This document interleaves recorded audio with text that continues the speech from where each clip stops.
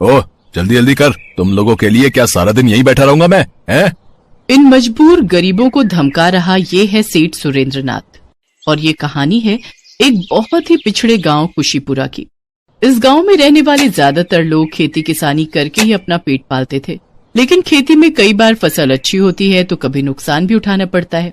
और इसी बात का फायदा उठाता था इस गांव का ही जमींदार सुरेंद्रनाथ, जो बहुत ही घमंडी और चालाक आदमी था। वो गांव के लोगों को बहुत मोटे ब्याज पर उधार देता था और फिर उनसे तगड़ी वसूली करता था। इसी वजह से वो साल दर साल अमीर होता जा रहा था। आज भी सुरेंद्रनाथ के बंगले पर उसके कर्जदार अपनी किश्त देने पहुंचे थे। तभी वहां से एक जवान लड़का अपनी बूढ़ी माँ के साथ गुजरा। यहाँ ये लाइन क्यों लगी है बेटा? पता नहीं माँ, आप यहीं रुको, मैं पता करके आता हूँ। हो सकता है कि कोई भंडारा लगा हो तो अपना भी खाने का कुछ इंतजाम हो जाए। हाँ देखना बेटा, बहुत भूख लगी है। संदीप और उसकी माँ ने 2 दिन से कुछ नहीं खाया था। वो दोनों बहुत ही गरीब थे। खाने की तलाश में भटकते हुए ही यहाँ पहुंचे थे। संदीप ने आगे बढ़कर लाइन में लगे एक आदमी से पूछा, यहाँ क्या बट रहा है भैया? बट रहा है? ये कहो कि क्या लुट रहा है? भैया हमारा तो सब कुछ लुट रहा है यहाँ। क्या मतलब? अरे वो कुर्सी पर बैठे आदमी को देख रहे हो? उसका नाम है सेठ सुरेंद्रनाथ। वो इस गांव का जमींदार है। हम सबने किसी न किसी वजह से उससे कर्जा लिया था भैया। किसी ने बीमारी के लिए तो किसी ने खेती के लिए। मैंने अपनी बिटिया की शादी के लिए 3 साल पहले उससे कर्जा लिया था। 3 सालों में कर्जे से 2-3 गुना ज्यादा पैसे दे चुका हूँ, लेकिन उसका कर्जा है कि खत्म ही नहीं हो रहा। बड़ा पैसे वाला आदमी लगता है। अरे क्या खाक पैसे वाला है। इसके बाप के पास थोड़ी सी जमीन थी, फिर उसने कर्जे पर पैसे देना शुरू कर दिया और आज आधे से ज्यादा गांव की जमीन हड़प ली है इसने। तो आप लोग इसका विरोध क्यों नहीं करते? मत दो ना उसे पैसे। अरे पिटवाओगे क्या है? वो पीछे लठैत देख रहे हो? जो टाइम पर उसका पैसा नहीं देता है, वो अपने लठैतों से उसकी सारी हड्डी तोड़वा देता है भैया। पैसा तो देना ही पड़ेगा, बिना मार खाए दे दो तो ही फायदा है। गांव वालों पर हो रहे इस अत्याचार को देखकर संदीप को बहुत बुरा लगा, लेकिन वो चाहकर भी कुछ नहीं कर सकता था। लठैतों की पिटाई के डर से वो भी चुपचाप वहां से चला गया। और फिर क्या हुआ? इतना दुखी क्यों है? खाना नहीं मिला क्या? नहीं माँ, खाना तो नहीं मिला, लेकिन मैं किसी और बात से दुखी हूँ। माँ, यहाँ के लोगों की हालत तो हमसे भी ज्यादा खराब है। माना कि हमारे पास कुछ नहीं है, लेकिन हम कभी कर्जे में तो नहीं दबे। पर इस गांव के सारे लोग इस जमींदार के कर्जदार हैं और वो उन पर बहुत अत्याचार कर रहा है। माँ अब चलो, छोड़ो ये सब, चलो हम यहाँ से चलते हैं। कैसी बातें कर रहा है तू? तेरे बाबा ने तुझे यही सिखाया था क्या कि किसी को मुश्किल में छोड़कर भाग जाए तू? ओहो माँ, अब बाबा की याद दिलाकर मुझे और दुखी मत करो। अरे तू इतना समझदार है, कुछ करना इन बेचारों के लिए। हमेशा हम ही लोगों की मदद करते रहते हैं, पर हमारी मदद तो कोई नहीं करता माँ। तू भगवान पर भरोसा रख बेटा और अपना कर्म कर, बाकी ऊपर वाला सबका निगहबान है। जब संदीप और बूढ़ी माँ आपस में बातें कर रहे थे, तभी वहाँ एक औरत उनके पास आई। आप लोग कौन हो? पहले तो आप लोगों को इस गांव में नहीं देखा। जी, हम बहुत गरीब हैं और यहाँ खाने की तलाश में आए हैं। अच्छा ऐसी बात है, तो आओ चलो मेरे साथ। मेरा नाम कमला है और मेरे पास आप लोगों के लिए खाना है। संदीप अपनी माँ के साथ कमला के घर चला गया, जहाँ कमला ने उन दोनों को भरपेट खाना खिलाया। और फिर, तुम्हारा भला हो बेटी, तुमने गरीबों को अन्न दिया। कोई बात नहीं अम्मा, खाना तो अच्छा लगा ना आपको? हाँ जी, बहुत ही बढ़िया। और खास तौर पर ये जो आपने कटहल का अचार दिया था ना, आहा, क्या बढ़िया अचार है ये, खाकर मजा ही आ गया। संदीप की बात सुनकर कमला की आंखों में आंसू आ गए। दरअसल उसके पति को भी कटहल का अचार बहुत पसंद था, लेकिन सेठ सुरेंद्रनाथ का कर्जा चुकाने के लिए वो दिन रात मेहनत करता था और एक दिन खेत में काम करते करते ही वो मर गया।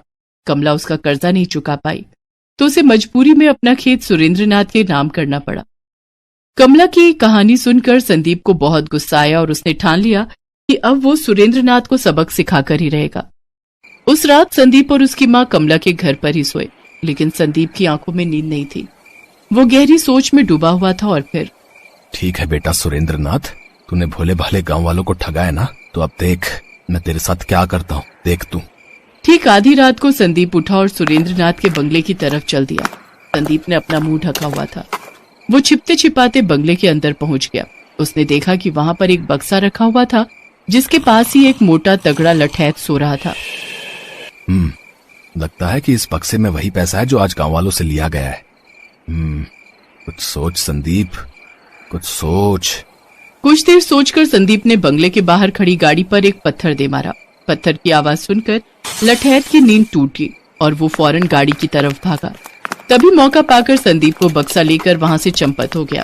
संदीप ने जैसा सोचा था वाकई उस बक्से में बहुत सारे पैसे थे, जिन्हें बाहर निकालकर संदीप ने खाली बक्सा तालाब में फेंक दिया। इसके बाद अगले दिन वो शहर चला गया, जहां से उसने शानदार कपड़े, 2 सोने के सिक्के और एक घोड़ा खरीदा, साथ ही एक मिट्टी का बर्तन भी, जिसे उसने कमला के बनाए कटहल के अचार से पूरी तरह भर दिया। मटके का मुंह उसने लाल रंग के मखमली कपड़े से बांध दिया। संदीप के मन में पूरी योजना तैयार थी।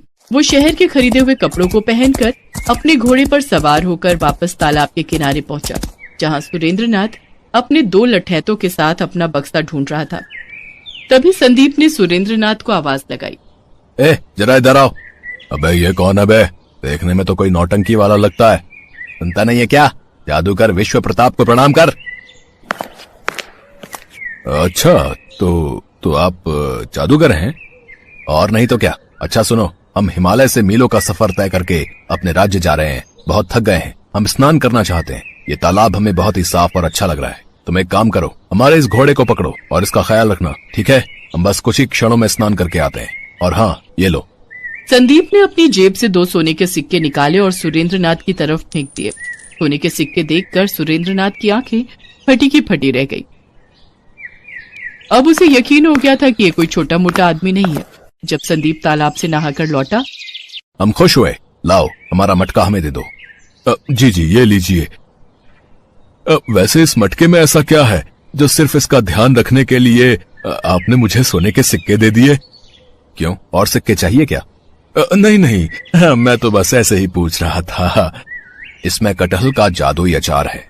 इसमें जिस कटहल का इस्तेमाल किया गया है वो सिर्फ हिमालय में एक खास जगह पर उगता है। मैंने अपनी तांत्रिक क्रियाओं से इस जादुई अचार को बनाया है। उस अद्भुत कटहल के इस जादुई अचार में इतनी ताकत है कि इसे खाकर कोई भी इंसान जो चाहे हासिल कर सकता है। अरे नहीं, सच में ऐसा है क्या? तुझे मेरी बात पर विश्वास नहीं?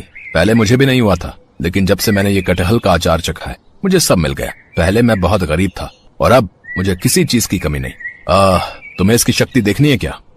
हाँ, देखनी है, बिल्कुल देखनी है। संदीप ने मटके में से थोड़ा सा अचार निकालकर खाया और फिर सुरेंद्रनाथ के माथे पर हाथ रखकर बोला, तो तुम्हें एक बक्से की तलाश है। वो वहां पर है, वो तालाब के उस तरफ। तुम गलत जगह ढूंढ रहे हो उसे। संदीप की बात सुनकर सुरेंद्रनाथ हैरान रह गया। उसने फौरन अपने एक लठैत को इशारा किया और उसने तालाब में छलांग लगा दी। थोड़ी देर में वो लठैत बक्सा लेकर बाहर आ गया। ये देखकर तो सुरेंद्रनाथ ने संदीप के पैर ही पकड़ लिए। चमत्कार! देखिए, मुझे ये अचार चाहिए, किसी भी कीमत पर चाहिए। अरे जाने दो, इस जादुई अचार की कीमत लगा सको इतनी तुम्हारी औकात नहीं, समझे? नहीं, ऐसा मत कहिए। मैं अपनी सारी दौलत आपको दे दूंगा।